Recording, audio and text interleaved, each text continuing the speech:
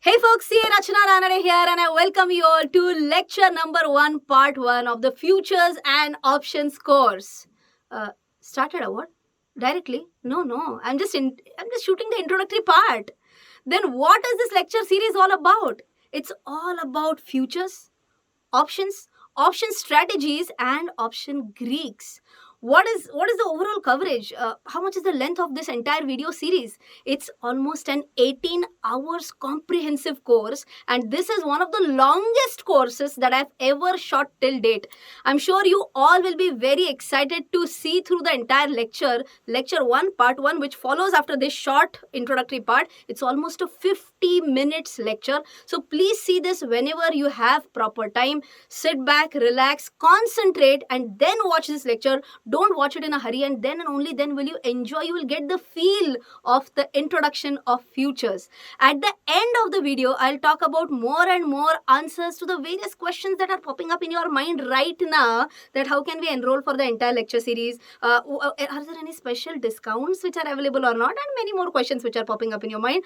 All the answers to these questions you'll find at the end of the video. One quick announcement is that if this video reaches 500k plus views within 1 month, within 15th September 2021, I promise that I will upload lecture 1 part 2 on YouTube channel itself. So it's your responsibility to share it with all your friends and get the lecture 1 part 2 as soon as possible. So I hope you enjoy this 50 minutes video, and there we go.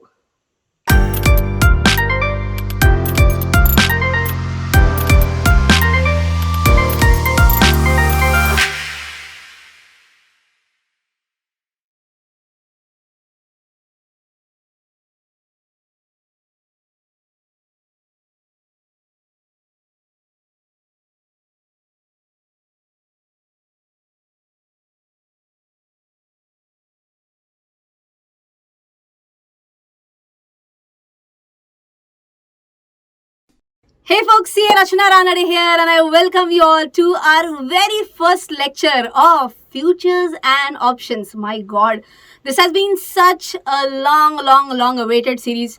My staff members have gone crazy telling you since such a long time that within next 3 months, within next 6 months, the course is going to be launched.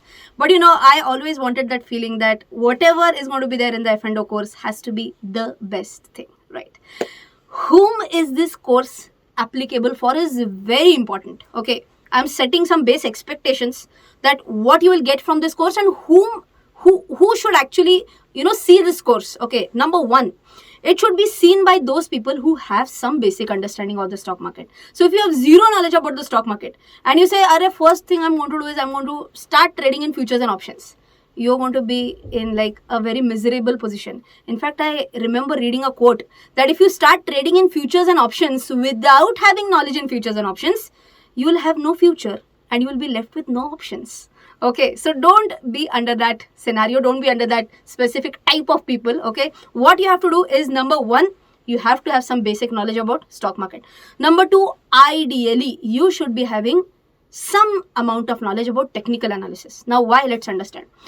Whenever in some advanced lectures of this same course, let us say somewhere around lecture number 8, 9, 10, okay, I will be talking about how to decide which option to buy. Okay, whether I should go in for buying a future, whether I should go in for buying an option, whether you should go for selling a future or option. For that, there should be some decision making. Okay, for decision making, there could be 2 types of analysis. Which 2 types of analysis? One is fundamental analysis, one is technical analysis, right? Fundamental analysis helps us to take kind of long-term decisions. Okay, so if I do a fundamental analysis of a stock, it gives me an idea that let us say after 1 year, in the next 3 to 5 years, whether this stock will perform well or not. Okay, but if I'm talking about futures and options, I generally can't have a 3-year view, 5-year view.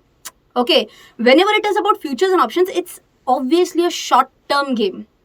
Okay, and if it's a short-term game, ideally I should have good knowledge about technical analysis. Okay, so if you have not yet done my course on technical analysis, or if you have zero knowledge about technical analysis, my suggestion to you would be either enroll for the course first, or if you don't want to enroll for the course first, learn on your own, and then this series will bring you more value Okay, you will be in a better position to take decisions on your own. So I hope this number 1 point is clear. Should this be your first course in your life? Answer is no. Okay.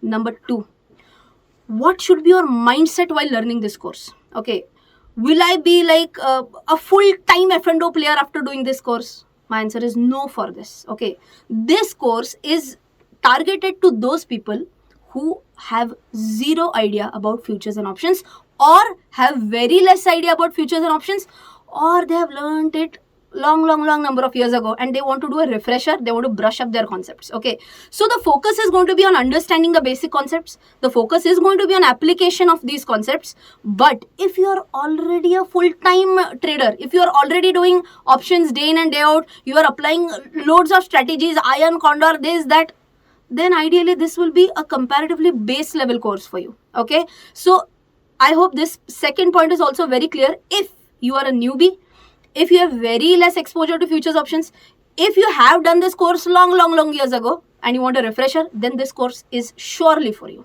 Okay, but if you are full time into this, ideally this might sound a bit basic for you.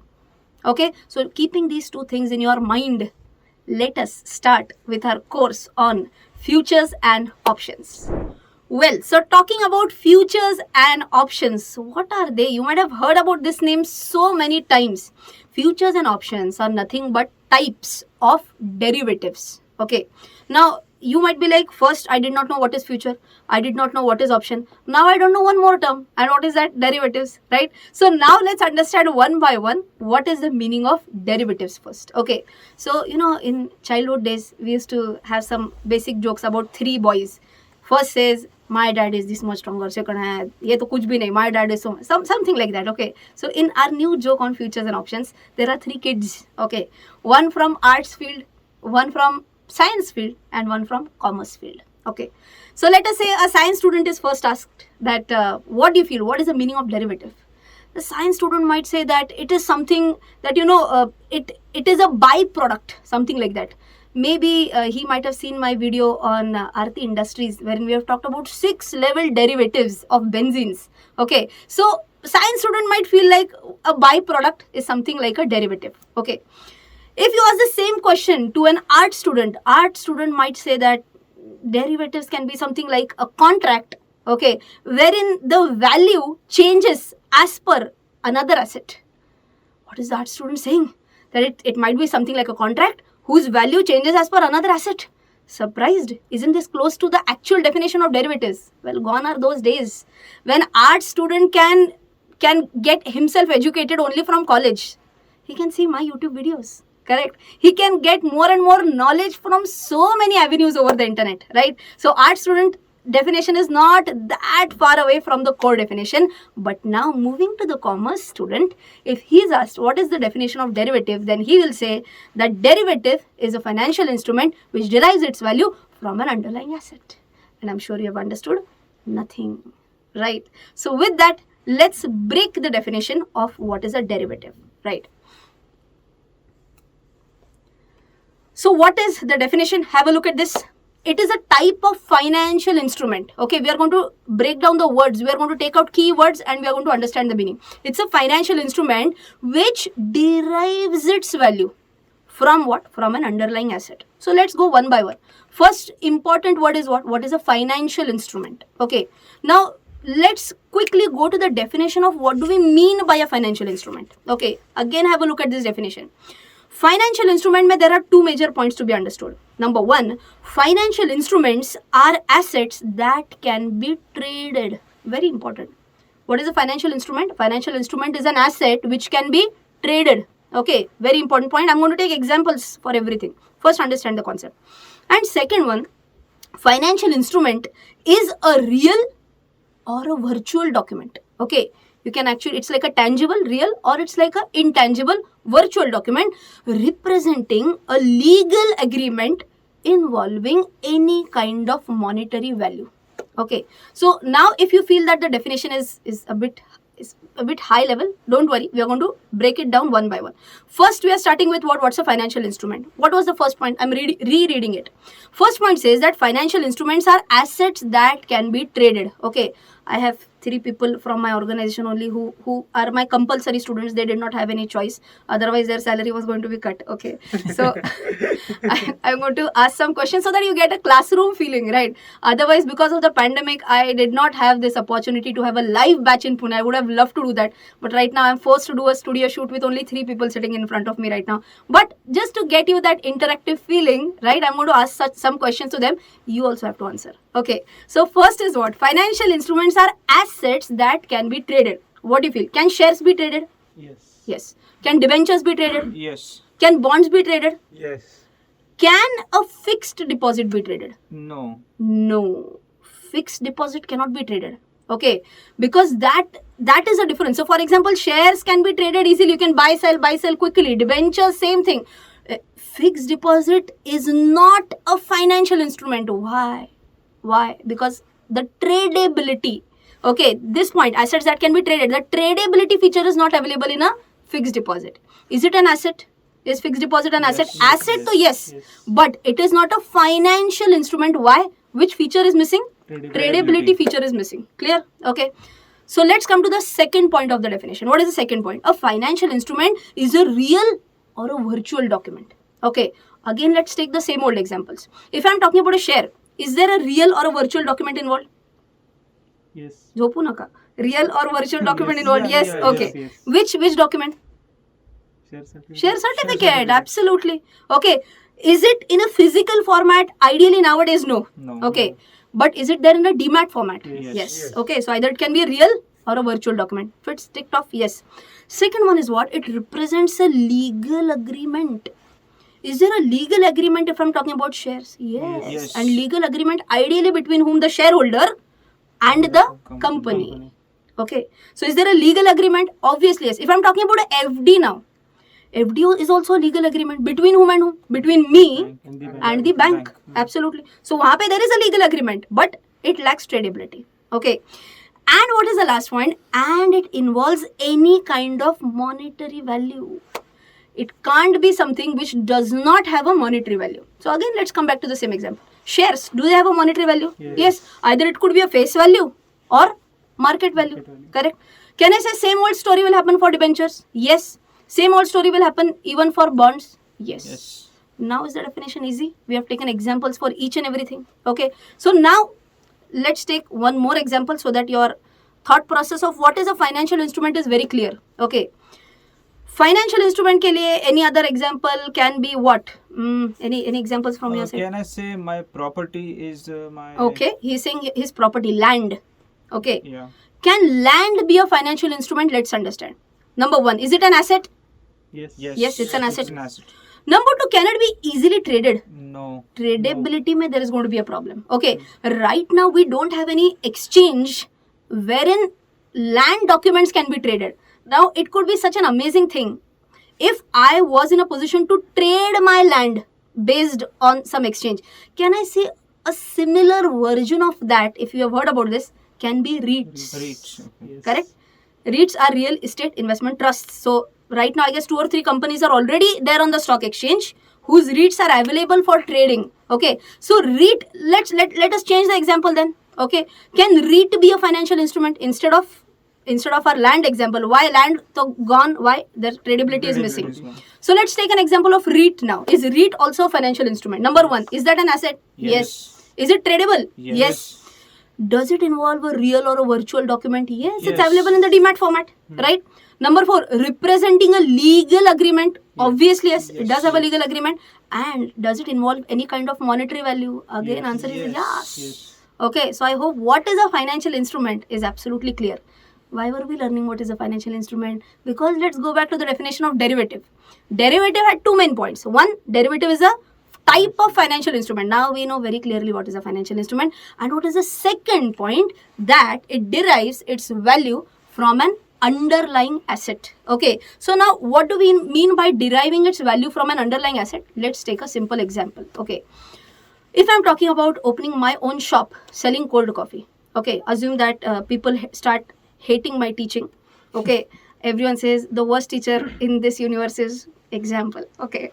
So now I'm left with no other options of earning any sort of income. So I think that, okay, chalo, in Pune, everyone is a foodie. Okay, and especially cold coffee is something which can be a fantastic business in Pune. So to tap this business opportunity, I start a shop which is selling cold coffee. Now, cold coffee, I'm thinking about what should be the price of one glass of cold coffee. Okay, what is the most important raw material for that cold coffee? Milk. So can I say cold coffee's value is going to be derived from the value of milk? Yes or no? Yes. Obviously. Yes. If the price of milk increases, the value of my cold coffee, ideally the price of my cold coffee should increase. Yes.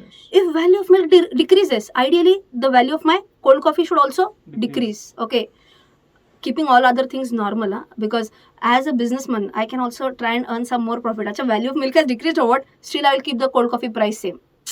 Business angle possible, but right now we are keeping that business angle aside. We are just trying to understand deriving the value. Okay, I'll give you one more example.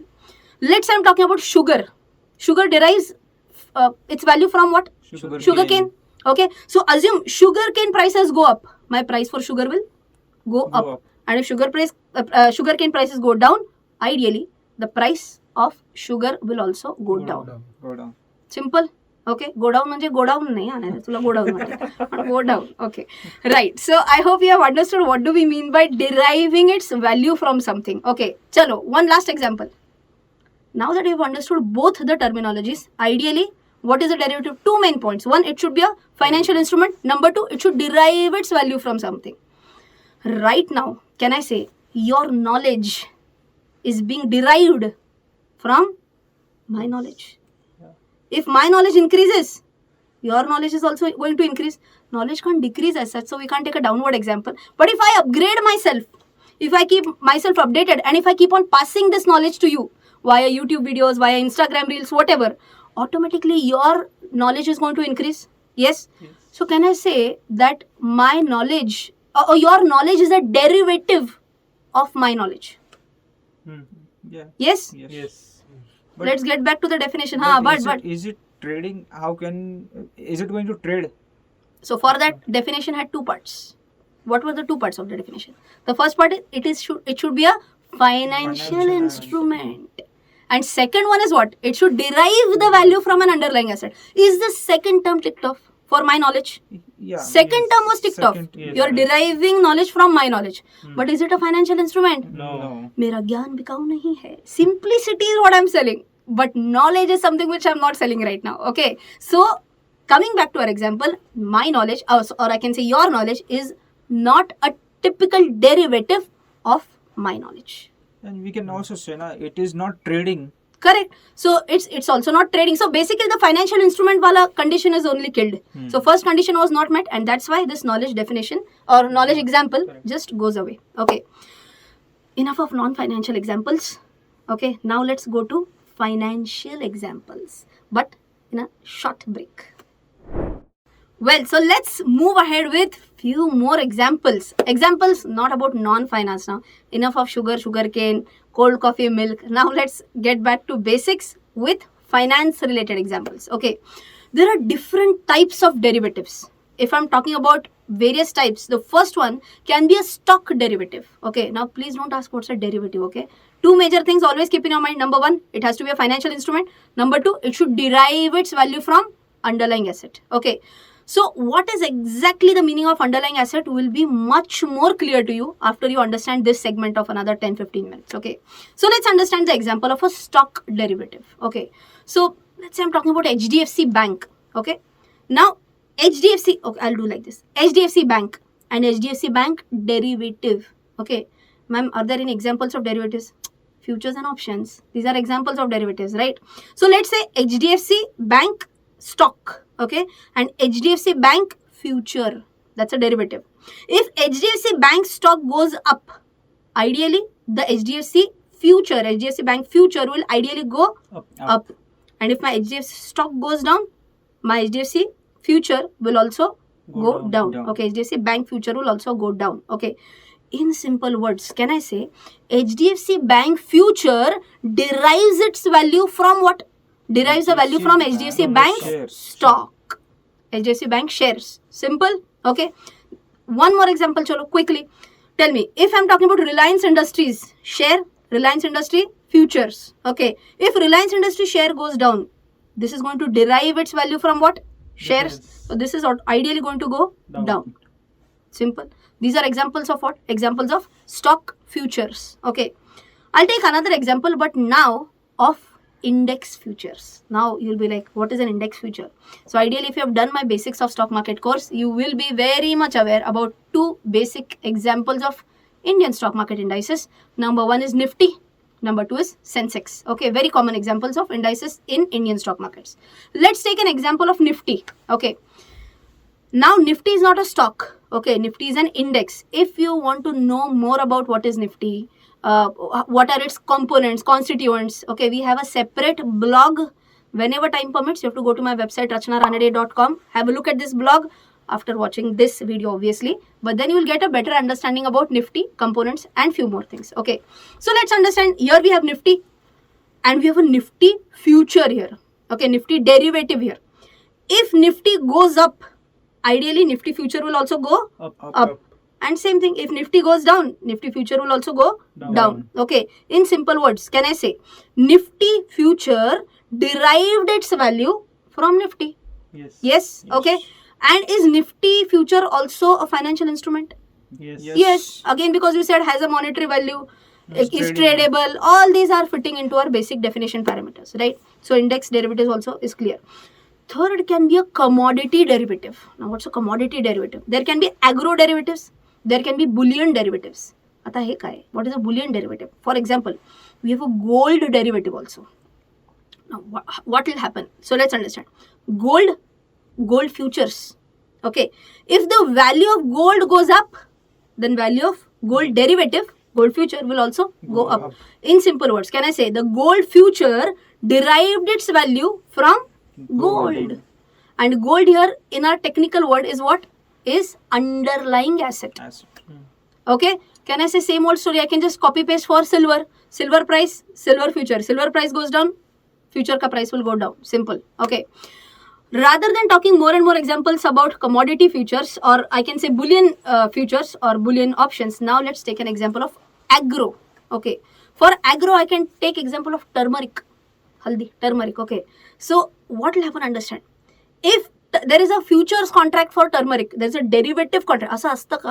There is a derivative contract for agro based products as well. Okay, so you will be like, who will be wanting this? Assume that I am a farmer and I have loads of turmeric which I have produced in my farm and I want to sell it to someone. Can I sell it based on a financial instrument? So of course there is a lengthy process whereby a financial instrument will be created. Okay, there will have to be a contract which will have to be created wherein all the various specifications about what is the quality of turmeric, where will this turmeric be delivered, okay, all these specifications will have to be mentioned in the contract and then this will take place. Okay, but as of now, keeping aside all these basic points, let's understand, if I'm talking about turmeric and turmeric futures, value of turmeric goes up, value of turmeric future will also go up and vice versa. This is an example of what? Agro derivatives. Simple. Agro derivative is an example of commodity derivatives. Let's move on to the next example as well. Next example can be for currency derivatives. Okay, now what's a currency derivative? I'm sure you might be aware about certain currency pairs which are tradable on the Indian Stock Exchange. So for example, we have example USD INR. That is one of the most common examples of currency derivatives which are traded on our exchange. Is there also Euro INR? Yes. Is there a JPY INR? Yes. Okay. So there are certain pairs, certain currency pairs which are allowed for trading in the Indian Stock Exchange. Totally 4 if I'm not mistaken. I've just given you examples of 3. Okay. GBP INR is also one more example. Right.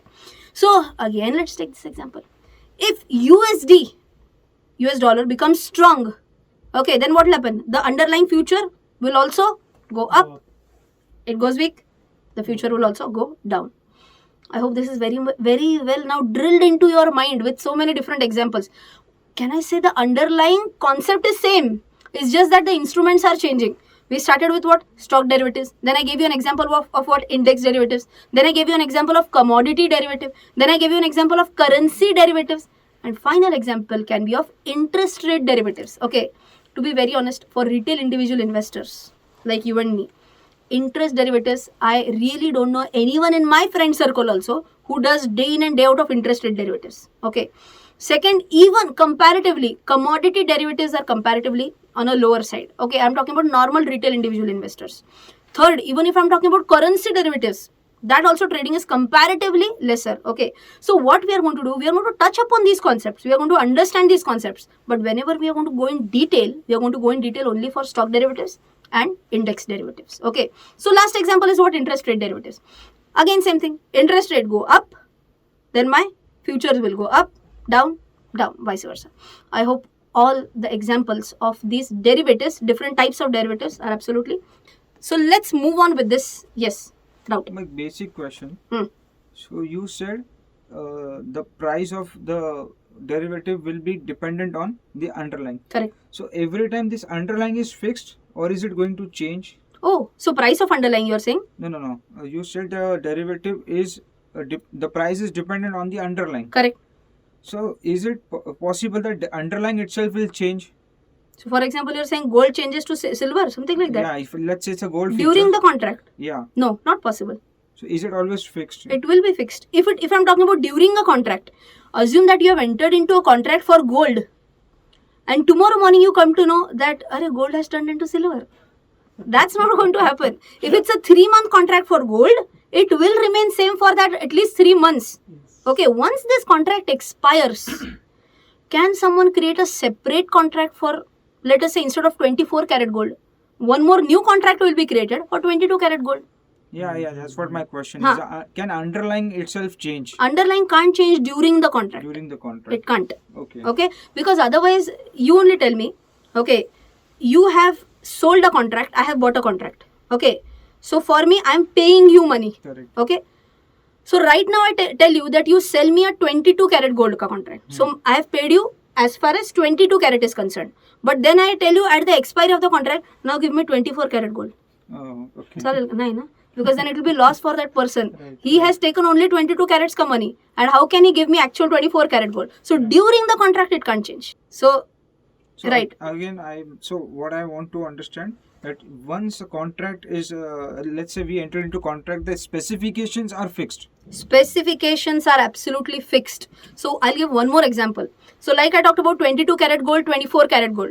If I'm talking about turmeric, I gave you the example of turmeric with a specific quality. Okay, let's say ते हळकुंडाला काय म्हणतात देव जाणे, but please animation team put a turmeric picture here. Okay, so assume that I'm saying that the turmeric length will be whatever 10 खूप जास्त झालं 3 centimeters. Okay, for 3 centimeters turmeric stick I have paid XYZ amount, and all of a sudden he says tomorrow now it's going to be only 1 centimeter. That can't happen. Or he says, possibility number 1, while entering into the contract, he says that it will be delivered at your doorstep in Pune. Okay. And after 2 months, he says, now it will be delivered at Delhi. You go and pick it up. It can't happen. So once the contract specifications are decided at the beginning of the contract, it is going to remain same till the end of the contract. I'll give you one more classic example which has recently happened. Nifty contract. Okay. Nifty contract, the size was 75. Till the previous month, I'm recording this in June 2021, till July 2021 I'm recording, till June 2021, the Nifty contract size was 75. Now you can imagine all of a sudden, the stock exchange says that from tomorrow it is going to go to 50. Can't happen. If the contract is of 75, the contract has to expire at 75 only. But can new contracts start with 50? Yes, absolutely. So I hope this point is also very clear. New contracts can have newer specifications. Old existing contracts will stay with the same contract specifications. One more. Now that we are on Nifty contracts, can we say that Nifty is a derivative of its underlying stocks? Oh, Nifty derives its value from the underlying stocks. But can Nifty directly be traded? No. That's where the catch is. Okay. That was a good question. That Nifty derives its value from the 50 stocks. If 50 stocks all in all go up, Nifty is going to go up. All in all go down, Nifty is going to go down. But can you directly buy and sell Nifty? No, you can't. So tradability, that's why definition is important. The tradability feature is missing. That is the reason why we have a Nifty future. Can you buy and sell future? Yes. So I can say it's a long road. Nifty future will derive its value from Nifty, and Nifty will derive its value from the Underlying 50 stocks. underlying stocks. Right. Clear? Yes. Perfect. So let's move on with, now that you have understood what are derivatives, you have understood what are the different types of derivatives. Now let's understand why derivatives exist. What am I going to do with these derivatives? Okay. He had asked a question in Marathi right now. I'm not sure whether that will be edited by the editing team or not. But bhaji talaichi or something like that he said. Bhaji talaichi ka with derivatives. Are we going to do something with derivatives to eat? No. For derivatives, we have to understand there are two types or two reasons why we are going to enter into derivative contracts. Number one is speculation, and number two is hedging. Okay. Now, what are these terms? What is speculation? What is hedging? Let's understand with the help of a simple example. Okay. Assume that we are going to have an India versus Pakistan match. Okay. And I am betting that India will win. Okay. What do you feel? Who will win? India. You have to say Pakistan, you have no choice. Okay, Pakistan. Okay. Now he has said Pakistan. So, because otherwise, for a contract, there has to be opposite views. If both are like India, then who is in the opposition team? Okay. So, India, he's saying Pakistan. Okay. What do you think will happen? You also have to say Pakistan. Okay. Pakistan will win. Tie. Not allowed. Okay. Right. So, assume that three people are saying Pakistan. I am saying India. Now, you want to tell me based on what am I taking this position? Based on Mauka, maybe. Based on that India has never ever lost a World Cup match as such. Okay, based on that maybe I'm saying. So maybe based on certain stat I'm putting it. Or maybe the Deshbhakt inside me is very much like anything will happen, India will only win. Okay, so is there a lot of study which is put here? Ideally not. My sole intention of entering into this bet is to make profit, nothing else. Okay, so whenever I'm talking about speculation has one very, very, very important characteristic. What is the characteristic? Intention. My intention is only and only to make profit. Okay, instead of India Pakistan example, one quick example about finance now. I feel that in the next few days Nifty will go down. Okay, does not mean you have to immediately short all your positions. This is an example. This is a disclaimer. It's an example. I feel that Nifty will go down. What do आता तू परत time म्हणू नकोस. What do you feel Nifty will happen? Go up म्हणायचंय. काय म्हणायचं? Go up. Okay. Remain same. हे बघ हा पण तुझं शेजारी बसून त्याला गुण लागलाय तुला. हा. Go up. Okay. So at least two people. He's not in my contract now right now. Okay. Two people are saying that it will go up. I feel that it is going to go down. Okay. Simple deal here. What is the intention? My intention is very simple. I want to make profit. Okay. Now you might be like, if market goes down, how will Rachana make profit? If you have this question in your mind, it means that you are not following my YouTube channel. Okay, I have already made a video on what is short selling, and I have explained how can you earn money even when market is going down. Okay, in simple words, I can quickly tell you, if I've taken a short position, means what? I sell first and I buy later. Okay, so if my view is correct, I'm going to earn money. Okay. Simple? Yes. By the way, this same concept of short selling I've also covered in my basics of stock market course. Okay, it's that basic concept. So coming back to the example, what was my intention? My intention was to make profits. What am I doing? I'm doing a speculation, right? Second example, why derivatives exist, and ideally this is the main reason why derivatives actually came into being, for hedging purpose. Now let's understand what do we mean by hedging purpose. Right now, as I'm shooting this video, markets are almost at an all-time high. Okay, and for the last almost 1 year, all the investors are like, "Arey, market is already at an all-time high. Now what? Now what? Now what?" They feel scared that if I start investing and market starts going down, then what? Okay, so what can I do? Can I hedge my position? Yes, I can. How? 100% attention. Right now, assume that I have few stocks, all the Nifty stocks. Assume all 50 stocks I have in my portfolio. Just as an example, okay. And I feel I want to add few more stocks in my portfolio. These Nifty 50 only, I want to increase the quantity. Okay. If I increase the quantity, my portfolio amount is going up. Okay. Markets are also simultaneously going up. Okay. Right now, assume markets are at 16,000 and my heartbeat is increasing. If market crashes, then what? Now, if I enter into a derivative contract, if I buy a future or if I buy an option, right now we are not going to talk about options, it's crazier, First, let's talk about a future only as a derivative example. What shall I do to minimize my losses? Is my main thought process now. My intention is not to make a profit. Okay, intention is to what? Intention is to minimize the losses. Acha, if markets keep on going higher and higher, am I happy? Yes. Yes, I am putting more and more money in stocks. Markets are going higher. I am happy. Where is the fear in my mind? If market crashes, then what is the big fear in my mind right now? For that, what will I do? I'll take a reverse position. Okay, I am bullish in stocks, but to kill my fear of markets going down, what can I do? I can short a Nifty future. Okay, let's understand what will happen. Take this, focus on the screen right now. Okay, if markets are going up, my value of my portfolio is going up. Okay, but where is the fear? If markets go down, then what? Now my portfolio will go in red. Okay, my portfolio is showing losses now because markets are going down. Now to kill this loss amount, what can I do? I can take a short position in futures. Short position in future means what? I'm betting that the markets are going to go down. Okay, if my view is correct, I keep on earning profits. Okay, so just to give you a simple example for this, assume Nifty is at 16,000 right now, and I bet that it will go to 15,500. Okay, so I've shot a future at 16,000 mark. Now focus here. Assume that Nifty is going down from 16,000 to 15,900 to 15,800 to 15,700 to 15,600 and let's say to 15,500, and my view is correct. What has happened? Have I gone correct in the direction of market as far as the futures are concerned? Yes. Will I make money in futures? Yes, because my direction was correct. The bet of my direction was correct, and that's why you can see that futures are in green or red. Futures are in green. What is in red? My stock portfolio is in red. But in simple words, can I say that the futures helped me to minimize my losses? Yes or no? Yes. While I took this futures position, what was my intention? Was my intention to make profit or was my intention to minimize my portfolio losses? It was to minimize my portfolio losses. Okay. Now I'll say, ma'am, can you give us an example of earning profit? Intention is to earn profit, not to minimize the losses. Okay. In the same example, I have zero portfolio.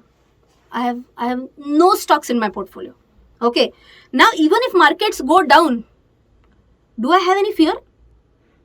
No, because there are no stocks in my portfolio. I have nothing right now. But if I feel that markets might go down and if I take a short position in futures, what is the intention? Is the intention to minimize losses? No. There is nothing in my portfolio. Losses आएंगे कहाँ से? There are no losses, right? Here in this case, what is my thought process? Thought process is to make profits.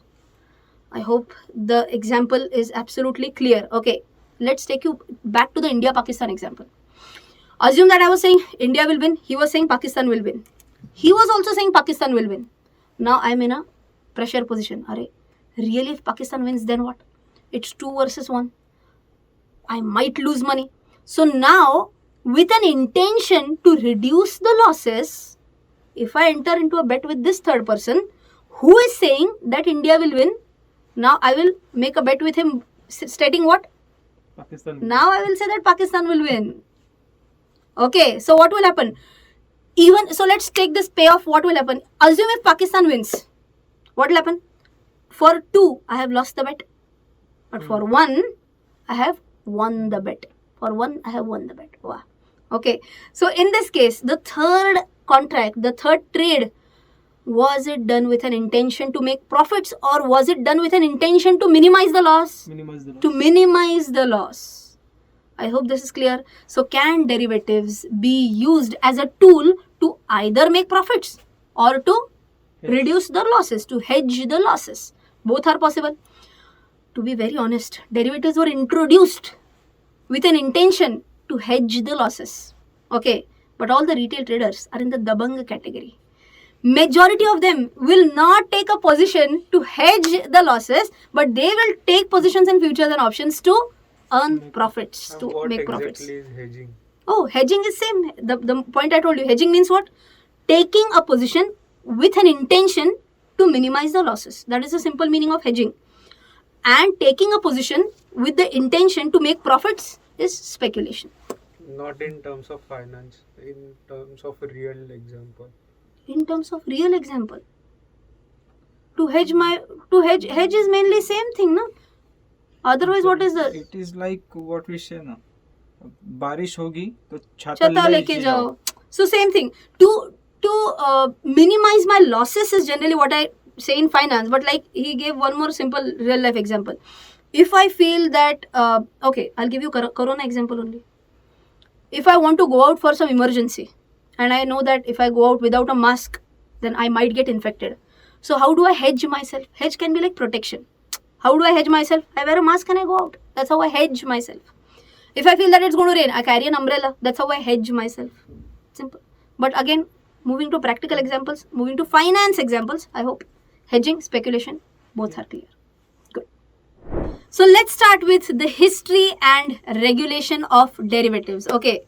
Ma'am, I have a small doubt in my mind. Okay.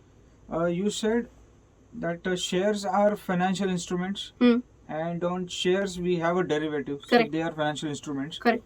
But where is the commodity is not a financial instrument, right? So, Okay, let's check one more time whether commodity is a financial instrument or not. Don't get confused with the term financial instrument and a financial asset. Okay. Okay.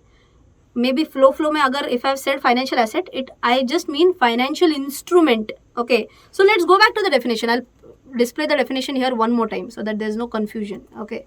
So what is a financial instrument? I have said financial instruments are assets that can be traded. We have not mentioned financial instruments are financial assets. No. Okay. So had I said they are financial assets, then turmeric example would have been wrong. Correct. Okay. Acha, is turmeric an asset? Yes. Yes. For a farmer, for a wholesaler, for a trader, it is a stock in trade. Okay, now this is my fundamental analysis lecture series. When I have explained what is a current asset, what is a non-current asset. Okay. So what is turmeric for a wholesaler? It is his current asset. It is a stock in trade. So does stock in trade fit into the definition of asset? Yes, absolutely yes. So what is a financial instrument? It is an asset which can be traded. Okay. So last time I'm repeating, is it a financial asset or only asset? Asset. Only asset. Okay. Turmeric is an asset, stock in trade. Can it be traded? Yes. Does it involve a real or a virtual document? Yes. If you want, in the next lecture, I'll show you an example, screenshot also of how the contract for turmeric looks like. Okay. Representing a legal agreement. I also told you, I guess, farmer and trader, a legal agreement involving a monetary value. So it fits into that. Okay. So let me clarify one last time. Am I talking about a financial asset for a derivative or only has to be an asset? It only has to be Only an asset, not a financial asset as such. Clear? So shall we move on? Yes. Yes. So with that, let's move on with history and regulation of derivatives.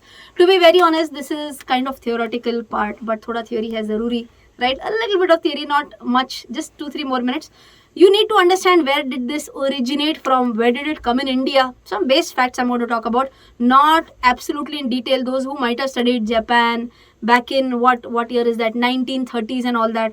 Just I'm going to give you a small jhalak of what is the history. So history of derivatives dates back to 1930, where Dojima Rice Exchange formally established in Osaka that we are going to have a rice exchange. In simple words, if I'm talking about rice exchange and rice being traded, is this an example of commodity derivative? Yes. Yes. Which commodity? Agro commodity. Which is the agro commodity? Rice. Okay. So way back in 1930 in Japan, a derivative concept was introduced. When did it come in India? In next 5 years? 10 years? 20? 30? 40? 50? Almost after 70 years. India may in 2000, so 1930 in Japan, 2000 in India, NSE started with index futures. Okay, what were the examples of index futures? We have talked about it. Best example, Nifty future. Okay, Bank Nifty future, absolutely. So in India, NSE started with index futures in the year 2000, and in 2001, NSE started with NSE started with index options. Okay, so in year 2000, what was the starting point? It was with index futures, and index options started 1 year later, which is in 2001. Okay, Now, with this base history, because otherwise you can read about history wherever you want, just Google it out, history of derivatives. But is that going to help us to earn money? No. So enough of history, right? Let's move on with the next part, which is the regulation of derivatives. Who regulates this derivatives market? I feel if I'm putting my hard-earned money in any asset, I believe that asset class, that area in which that asset class is traded, that has to be regulated. One of the asset class which has zero regulation right now is crypto. Okay, and that is why I feel that not a major chunk of my portfolio should go into crypto space. I always refer to party fund concept, that I'm fine with. But if it is not regulated, I would not wish to invest a big chunk of my hard-earned money into that asset class. Okay, so we have to understand whether futures and options are also regulated or not. Answer is obviously yes. Okay, if I'm talking about equity derivatives, if I'm talking about commodity derivatives, everyone knows examples of all these now, right? Equity derivatives or commodity derivatives, both are regulated by SEBI. What is SEBI? Securities Exchange Board of India. Again, what is SEBI? What are its functions and all that basics have been covered in basics of stock market lecture. Okay, so our equity and commodity derivatives regulated? Yes. By whom? By SEBI. And if I'm talking about currency derivatives, if I'm talking about interest rate derivatives, they are majorly regulated by RBI. Now, why RBI is coming into picture? Because we are talking about currency. Okay, interest rate also, RBI is also having some upper hand in that. Okay, so if I'm talking about currency rate, and if I'm talking about second one was interest rate. गलती से बोल दिया, currency rate नहीं, currency and interest rate, then both are regulated by RBI. If I'm talking about equity and commodity derivatives, both are regulated by SEBI. I hope this basic point is clear. Let's not again go into further theoretical parts. Now, coming to the main point, which are the four major types of derivatives. Okay, because till now I've used this word derivative so many times. I've talked about what is the definition of derivatives. Okay, but can you place an order that I want to buy a derivative? So if you have an account with Zerodha, okay, or if you have an account with Upstocks or any other broker, if you want to buy Nifty derivative, can you search Nifty derivative? Will you find anything? No, you will not find anything like a Nifty derivative. There are four major types of derivatives, and you will find either of these types on the exchange. Which are the four derivatives? Number one, we have futures. Number two, we have forwards, or ideally first one is forwards. Change the sequence. Okay, number one is forwards. Number two is futures. Number three is options, and number four are swaps. Okay, SWAP, swap, because these days everyone knows swab and not swap. Okay, so swaps is what they can interchange with each other. Oh my god, I can remember that Ajnabi movie while I was talking about, but we are not going to go into that concept right now. We are going to talk about only two major derivatives. Which are these two major derivatives? We are going to talk about futures and we are going to talk about options. Why? Why not forwards? Why not swaps? Simple reason. Forwards are not traded on the stock exchange. Okay, if you want to buy or sell turmeric forward, you will have to find a farmer. You will have to sit across the table. You will have to decide the terms and conditions of that contract. Okay, so it's for people like you and me, again, this is not of so much relevance. If you are from that space only, that might find interest. But for us, normal people, forwards are something. So forward is a tailor-made contract, in short. Tailor-made contract means what? Two parties sit across the table. They will decide the contract size. They will decide the rate. Proper bargaining. Itne pe dega, itne pe. Proper bargaining will happen. Okay. All these contract terms will be will be discussed, basically, will be finalized across the table. Okay. Will this happen in futures? Answer is no. In futures, there is a standardized contract. Okay. Who decides this standardized contract? The exchanges.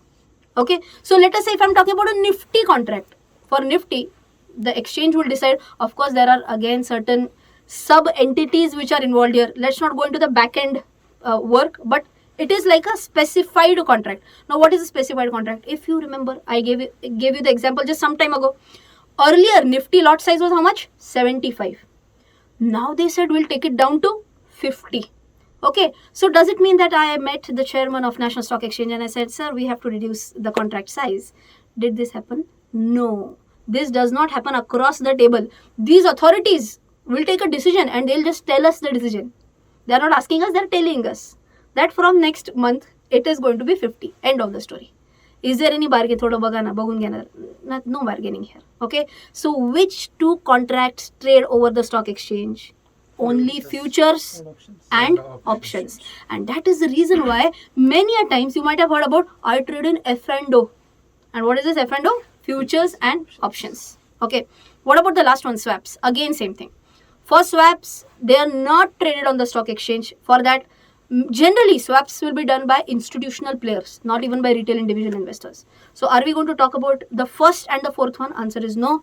What are we going to focus on? Only and only futures and options. Just for one small value added point, forwards and swaps are also known as OTC contracts. And what is OTC? Over the counter. Okay, remember going into bank once upon a time, and there is that semicircular window. You ask them, paisa nikalna hai. And if it is some bank, I'm not going to name that, and what will they say? Come tomorrow. You can guess. You can guess which bank is that. I'm not going to blame any bank for that. Okay. Right. So what is this? This is over the counter. Okay, so this is like across the table. The other party and me sit together, we decide. Okay, so that is going to happen. OTC are which two examples? Forwards and swaps. These are classic examples of OTC. Future options are not OTC. They are over the exchange. So I hope all these four types of derivatives are absolutely clear. Let's move on with the next part with a short break. Enjoyed? If you watched this entire lecture at peace, when you are calm and quiet, then I'm sure you would have enjoyed this entire lecture 1, part 1 of the Futures and Options series. You might be wondering, what do I have in my hand and what have I written here? It's all about the announcements that I have to make in the next 2 minutes, and I had a fear that I might skip out on some announcement. So I thought, let me just write it down properly and then I'll tile it in front of you, right? The very first one is that, can I get to watch the first lecture on options of this F&O lecture series? Answer is yes. For that, I do have a separate lecture which is listed on my website, rachanaranade.com. You can enroll there and watch the first lecture of options, which is actually the 6th lecture in the entire F&O series. Very important, absolutely free of cost. Number 2 important announcement is that if you enroll for the full course on futures and options before 15th of August, so 15th August till 11:59 p.m. रात को 11:59 तक 15th August, then you'll get an additional benefit that I'll be sending you a Zoom meeting link. Me and my team will be sending you a Zoom meeting link wherein only 100 participants will be there in the meeting. It will be a 45 minutes long session. This session will be held before 31st of August, and we'll have this session absolutely in a candid way wherein we will discuss about futures and options and few more investment strategies, right? One more very important announcement is that if you enroll for the entire course before 17th of August, so I can say till 17th of August, 11:59 p.m. again for the full course, then you have an option to get an additional discount. You can use this coupon code CARRFNO for if you are enrolling only for this single course on FNO, and if you are enrolling for any of the combo courses which has FNO in it. So just as an example, if you are enrolling for fundamental analysis, technical analysis and futures and options, that's an example of a combo course. Then in addition to whatever discounts are available, you'll get an addition of 10% discount by using the coupon code CARRFNO10.